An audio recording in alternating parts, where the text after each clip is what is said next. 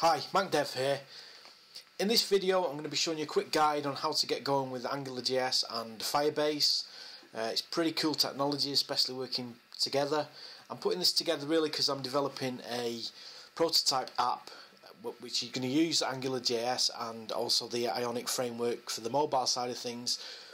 And Firebase is great as a prototyping tool because I don't need to start building out a back-end, the API, the database. I can just get going with Firebase. But Firebase isn't open source and it isn't free, but what you can do is create a free account, which is great for prototyping. But if you're going to use it in production and you start to scale the app, then obviously you will have to pay for it. However, it has recently been bought out by Google, so that gives it a little bit more credibility. And it's obviously gaining traction in the market and a lot of people using it. And it is cool technology, as I'll show you in this video. So some other tools I'll be using in this are Bootstrap, which, if you didn't know, is a CSS library. It's got a JavaScript library as well, but in this case we're just using the CSS, which makes it really easy to style the page, and it follows best practices for typography and things like that. So we'll be using that. Angular, obviously, and Firebase. So let's get going. Okay, so I've got a skeleton HTML page here, and the first thing I want to do is to add my libraries in. So the first thing I'm going to do is to put the Bootstrap library in. So what I'll do, I'll go to my browser, and the best thing to do would be to just go and do a search for CDN and Bootstrap, and that looks pretty good to me. We don't need the JavaScript element of it, so what we can do is just drop this down, pick up the HTML, and just drop this in here. So if you hear any jangling in the background, by the way, it's my dog's playing. So okay, so we've got a Bootstrap here. So next we want to add our Angular library in. So just as we did last time, just do a search for CDN AngularJS. The Google hosted libraries will do. Angular. Now this one is a link to 1.2.26. They have now released 1.3, but at this point I'm not too worried about that at all. So okay, we've got the libraries that we need in there. Oh, sorry, let me put the HTTP. I've tended to find it doesn't like it if you don't put that in.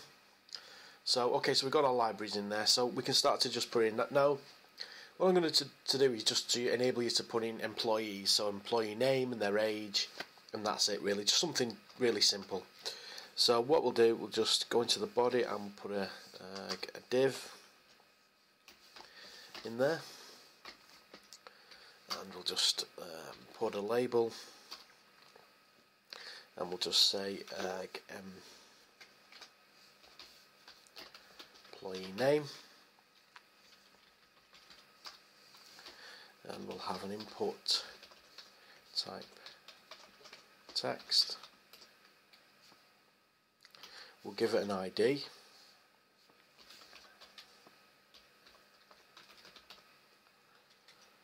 We'll then just put a line break in just to separate things out. Not perfect way to do it, but there you go, we're just trying to put something together quick. So we'll put employee age. Okay, and another input.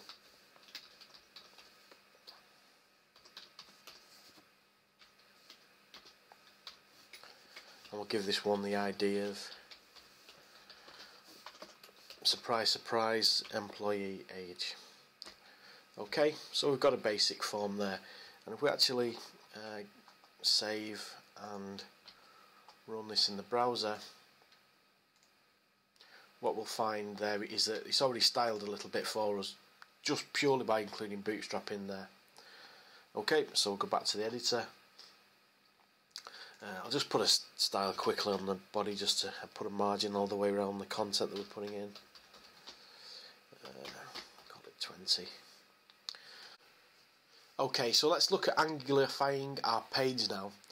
And with this text box here that we've given the ID of employee name, what we can do is add an Angular directive.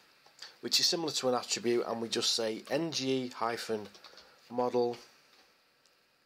equals employee name.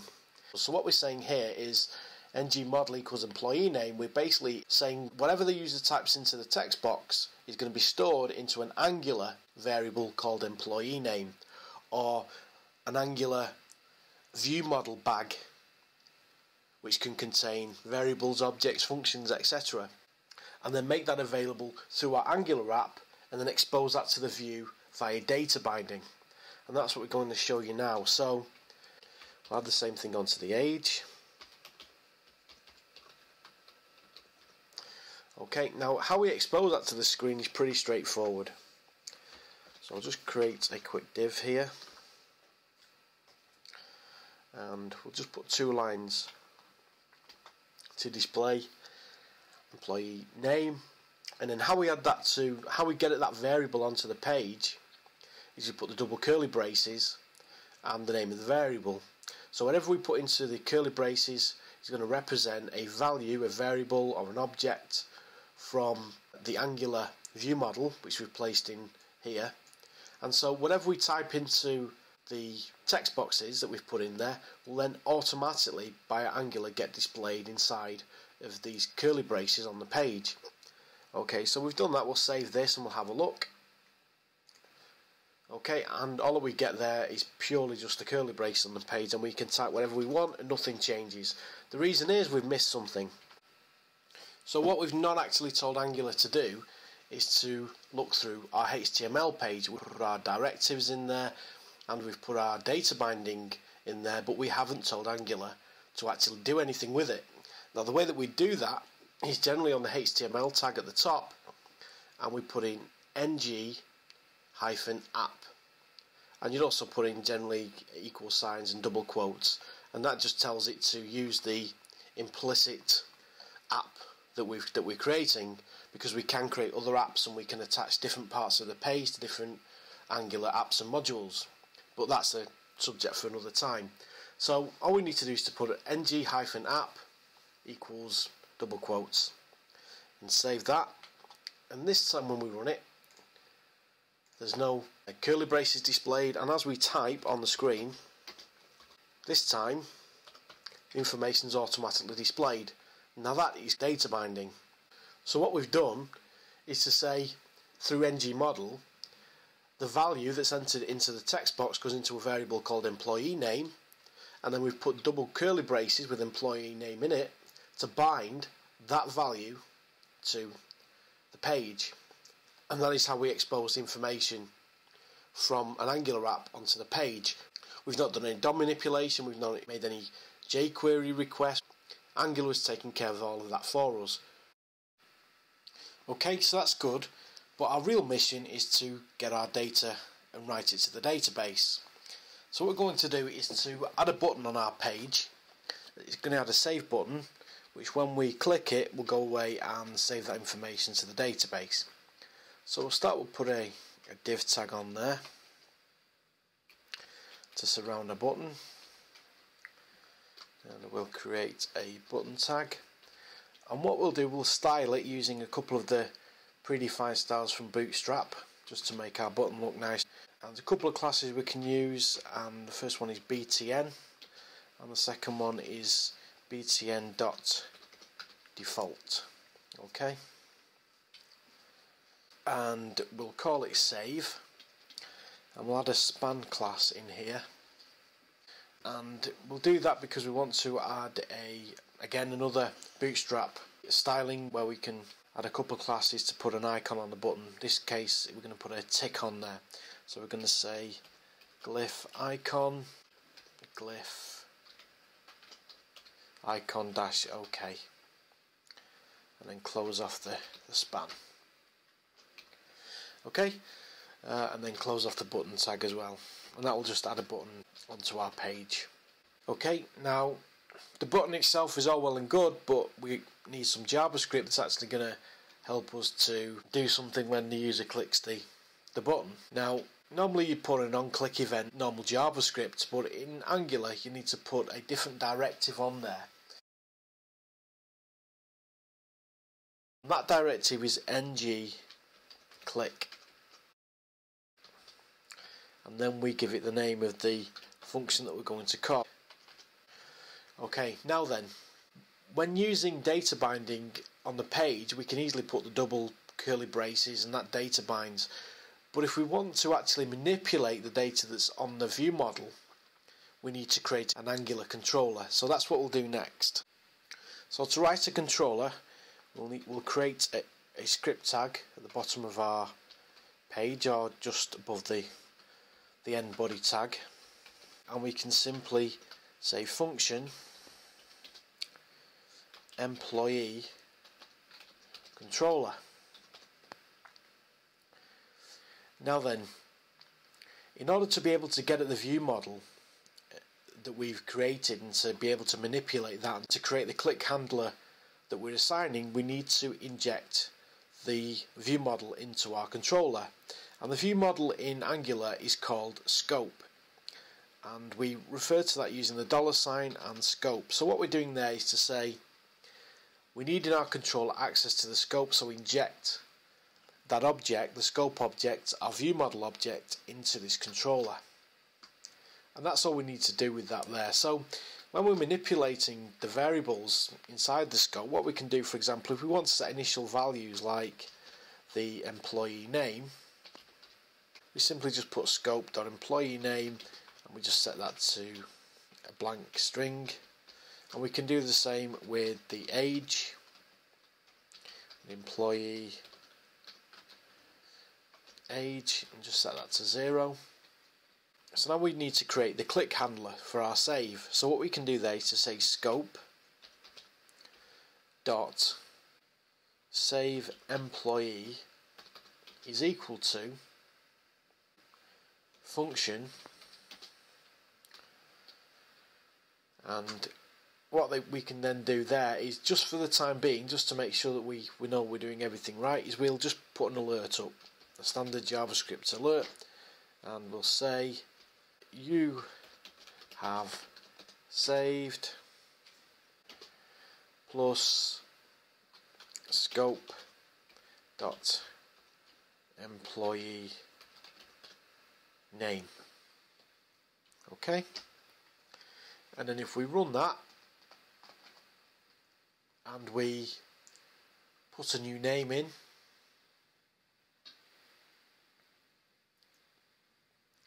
and we click save, we'll see that nothing happens. Now the reason for that is that previously Angular has used an intrinsic controller to manage the view model in the HTML. However, what's happened now is that we've now created an explicit controller that we want it to use, and we've bound a click handler function to that controller. So what we need to do is to tell the HTML page and Angular to use this particular controller that we've just created. And the way that we do that is we need to put an Angular directive on a HTML tag, and we'll put that on the body so that everything within that body tag is represented by the same controller, which is our employee controller. So what we do, we use the Angular directive ng-controller equals, in double quotes, employee CTRL. Okay, and then if we save that and then refresh our page, again we'll put in a name of an employee and an age, click save, and this time we get our alert up on the screen. So at this point we've got our Angular side of things all working. Now we need to get the Firebase side of things going. So to do that, we create a free account on Firebase. So we want to create a free account. So on their homepage you generally go to pricing, and you've got a free plan, create a free account. Okay, and just put your email address in and your password.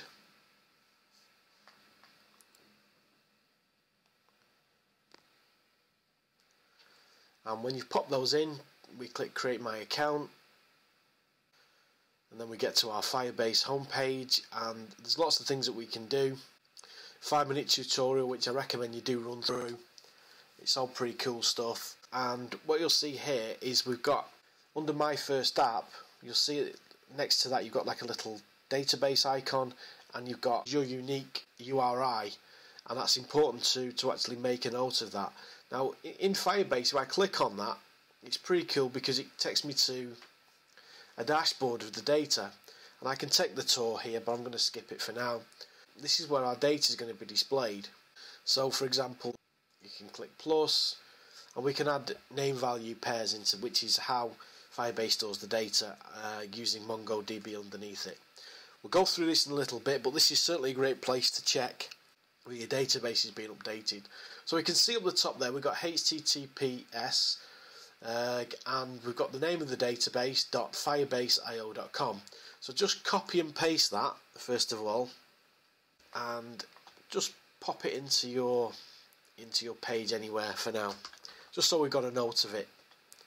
Okay, so we've got that done there. Now then, what we need to do is to make sure that we've got the actual CDN. So we've got the library, the Firebase library. And the quickest way to get the Firebase library, if we go back one step, and we've got our quick starts here, so we just click that.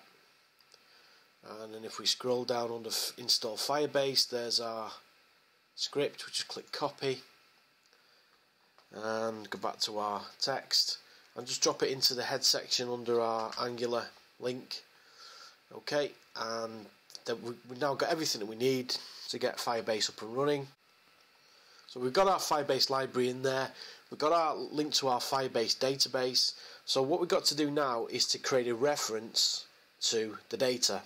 And the way we'll do that is we'll create a new variable on the scope, we'll call it scope, and we'll call it my data equals, and we say new Firebase, which creates a new Firebase object, and we'll just copy in our link here.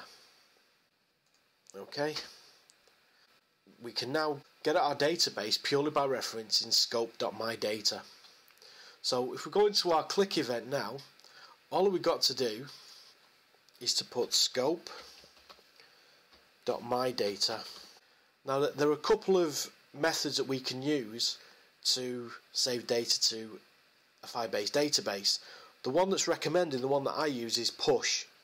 So we say scope.mydata.push, and remember that the data in a Firebase is entirely JSON name value pairs. So all we have to do is to create an object. So we'll call this one, we'll say employee name colon scope dot employee name. So we'll just save this for a second because we just want to go through a couple of things. So all that we're going to do there is to push up to our database the employee name from the scope.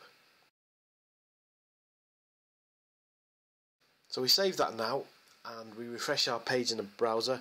So put in Bill Jones, let's give him an age of 35, and we'll click save. So on our page nothing specific, it looks like it's happened.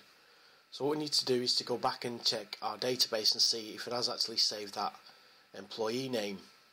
So what we'll do, we'll go back to our text editor and we'll just copy the link to our database that we've called. Copy that, go back to our browser, and in a new tab we just paste that link into the address bar, and that will take us directly to our Firebase dashboard. And we should see an additional data element added with a weird ID sat there, and that's the ID of our new record that the push method automatically created for us on the database as a unique identifier for that record.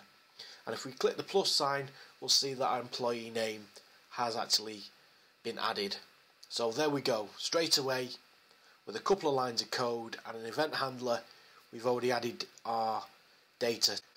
So okay, let's go back to our editor. We want some sign on the page now that at least something happened when we clicked save. So we'll just copy the initializers where we set the employee name blank and the employee age 0, so that when you click save, at least it looks like something actually happened. Okay, now then, if we just take a look back at our Firebase reference initializer where we say scope.mydata new Firebase, what we've got there is a link directly to your Firebase database.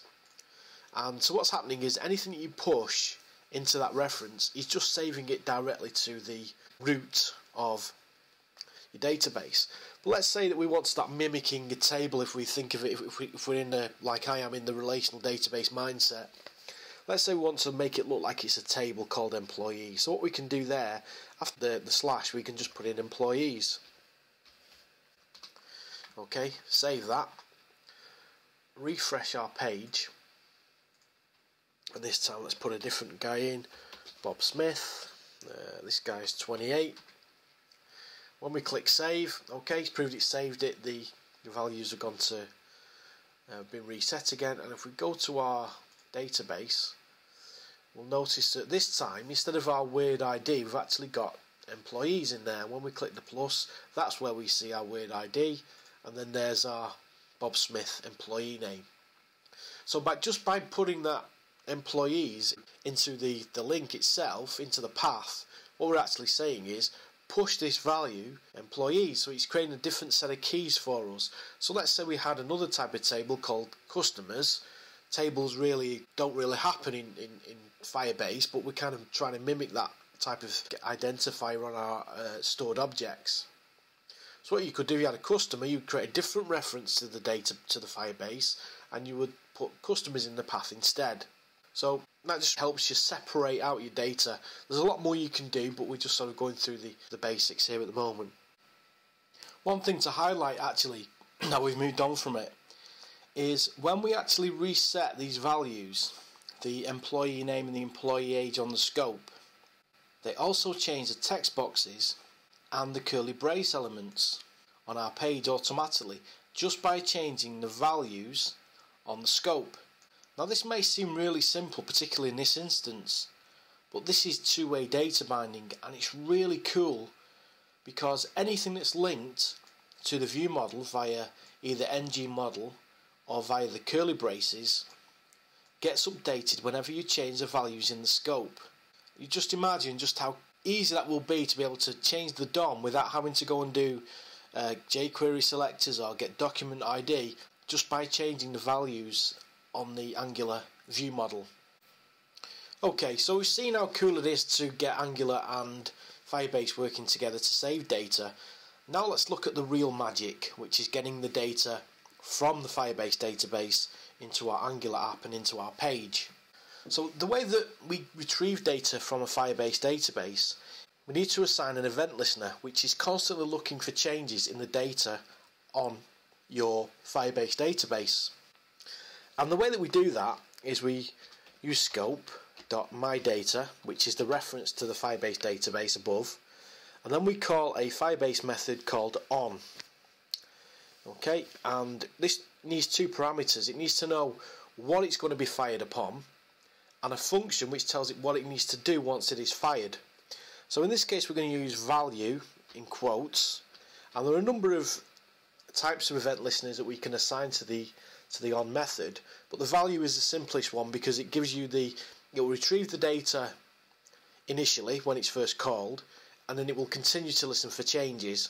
And the second parameter is a function that gets called whenever we need to look at updating the database. Now the function here needs to receive a parameter of snapshot. The snapshot is the actual data that is getting passed down from the Firebase database, containing all of the data, not just the information that's been updated, but all of the data within our link, which in this case is our employee data. So what we need to do is to have something that we can pass the data into in order to get it onto our page. So what we'll do up at the top here, we'll declare a new variable on the scope called employees, and we'll just assign that initially as a blank object. So back in our event listener function, what we can do is to say scope.employees is equal to snapshot.val.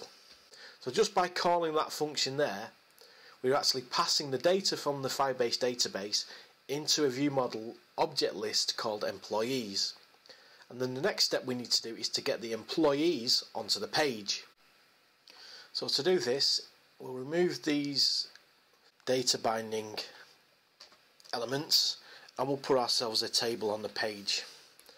Now I want to style this quite nicely, so I'll use a couple of Bootstrap styles by assigning classes. So the first one I will call table, and the second one I will call table hyphen bordered, and that just makes it look like a really nice table.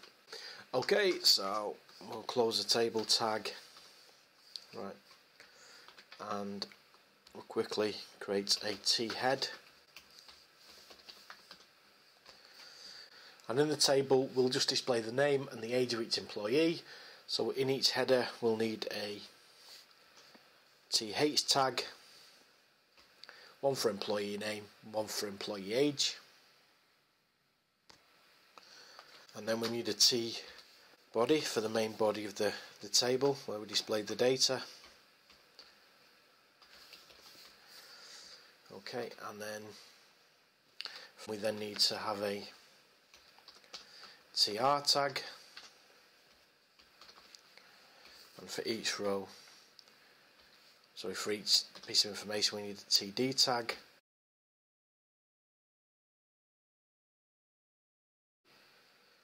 Now what we need to do is to get the employees from the scope that we've retrieved from our Firebase database and get it into each row. So what we do, we use another Angular directive, this time called ng-repeat. And ng-repeat is very, very cool, because all we need to do there is to say emp, or let's employee in employees. Now because it's an ng directive, an Angular directive, ng-repeat, it knows exactly what employees is because we've created it in the scope down here in the view model, so it knows exactly what it is. So using ng-repeat now is each record that we receive in ng-repeat is now referred to as employee. It's a little bit like a for each loop if you're used to working with that. So now in our each row with our tr, we can simply give it td tags, again data binding with our double curly braces, and this time we say employee dot employee name. Close out the td tag. Next td tag is employee dot employee age. Again, close out the td tag. So one thing I haven't done so far, which I need to do, is to save the employee age to the database. If we go down here to our save employee function, you'll see at the moment I'm just pushing the name inside the object that I'm sending to the database. So I can just simply say comma employee age colon scope dot employee age, and that will push both the name and the age to the same record. So now we've done that, we can now try it out. But before we do, I just want to clear the existing data that we've got in our database. We can now go to our page with our Firebase dashboard. Where we've got employees, just click the X at the side of employees and click remove, and that will remove that from the database. So okay, so we go to our page and refresh it.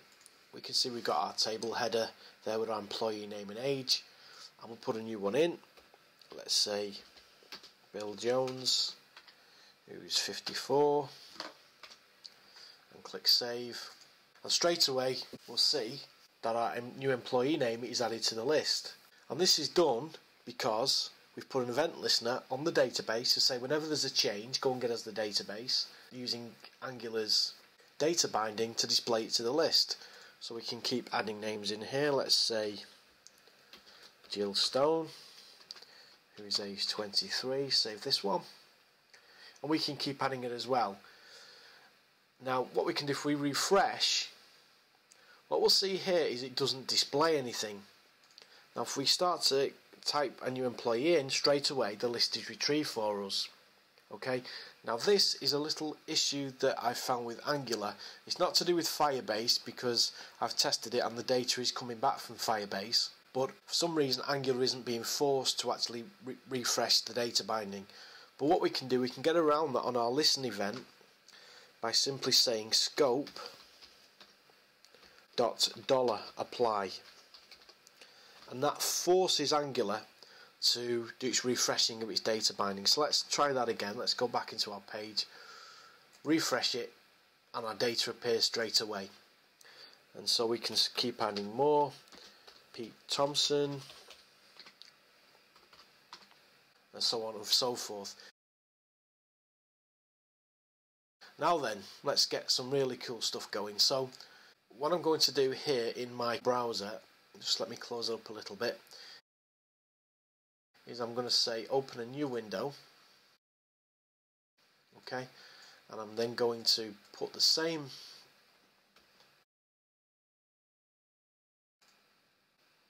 address into there.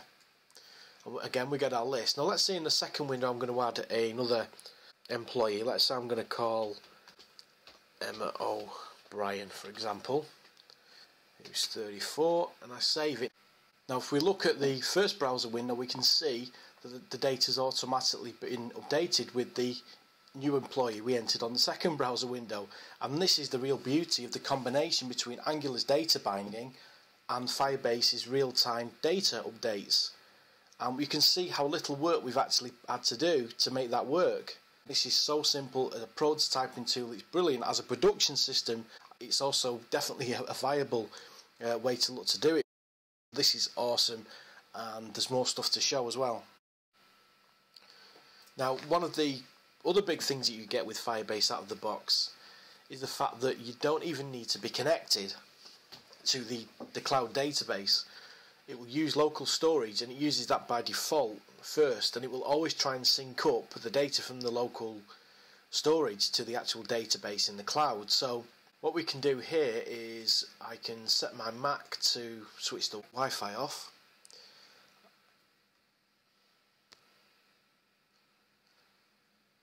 and with my Wi-Fi switched off I can still carry on using the app. I can continue to add more names to the list. Now what we'll notice, I've still got two browser windows. The first one and the second one are not in sync anymore because neither are connected. But the point is that I can still continue to add names. Now then, if I go away here and turn the Wi-Fi back on again, just watch what happens here in a second with these two browser windows. You can see that the second one automatically got updated. That is awesome. Because you can, if you're not connected, you can see that I put the data into the first browser window, not into the second. The second didn't get updated because it's not connected to the same database. But what happened is, once the first browser window, the event listener on the first browser window, once that recognised it's connected again, it then synchronised the data automatically onto the server, which then the event listener on the second browser window read those changes and brought them down. We didn't have to do anything to make that work. That is absolutely incredible. So yeah, I'm going to close off this first video that I've done about Firebase and Angular, and hope you'll get into it and just see how awesome it is. In fact, the Firebase have actually produced a library called Angfire, which makes this even easier, and I'll probably be covering that in a video soon. But anyway, I hope you like what you've seen, and I hope you're excited about it as I am, and give it a go. Cheers for watching. Thanks. Bye.